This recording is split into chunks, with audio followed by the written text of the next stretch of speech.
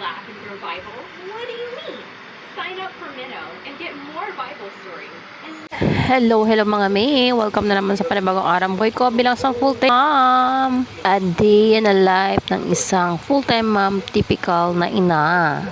So wala nang budget tayo para sa pintura ng aking mga wall. Isipan ko na lagyan na lang siya ng wallpaper.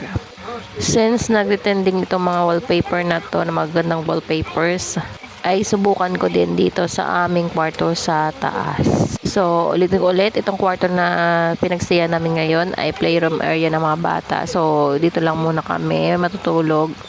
At ginawa namin talaga muna ang kwarto dahil nga doon nagpabuhos kami sa baba.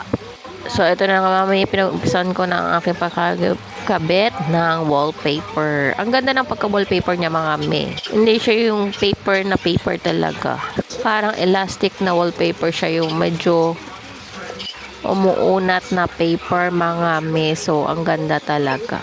So, ayan na mga me. Ako lang mag-isa nagbanamana sa mga ganitong gawain. At basta hindi nagliligalig ay mga bata ay kayang-kaya kong gawin mag-isa.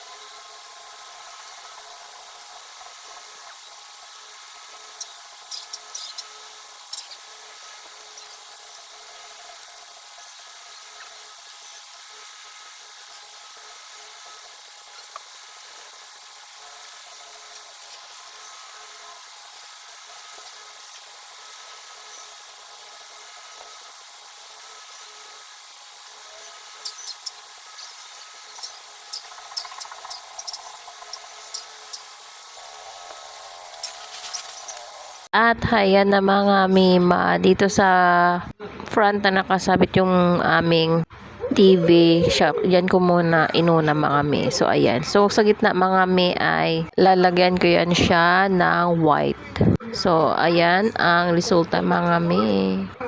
At ito yun naman yung sa may pintuan namin banta.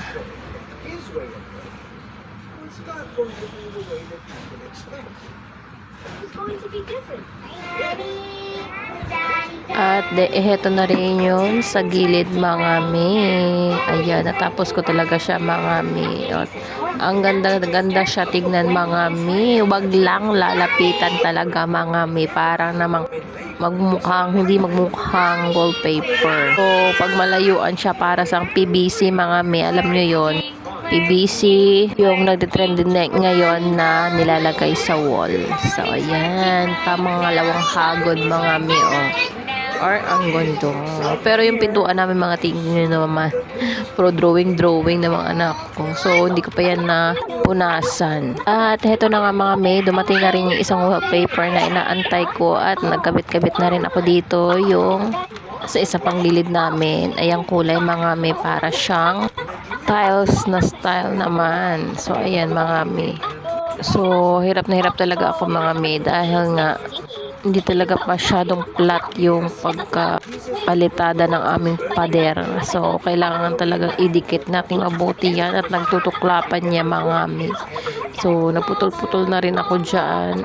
Itong klaseng wallpaper naman yung pag nilapitan mo talaga, mahahalata talaga yung mga pinutulan. Pero yung isang stripe ay kahit nilapitan mo mga me, hindi masyadong halata mga me yung kanyang pinutulan.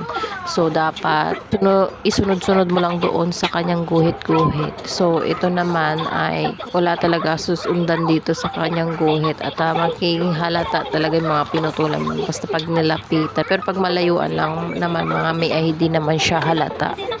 Pag ganyan.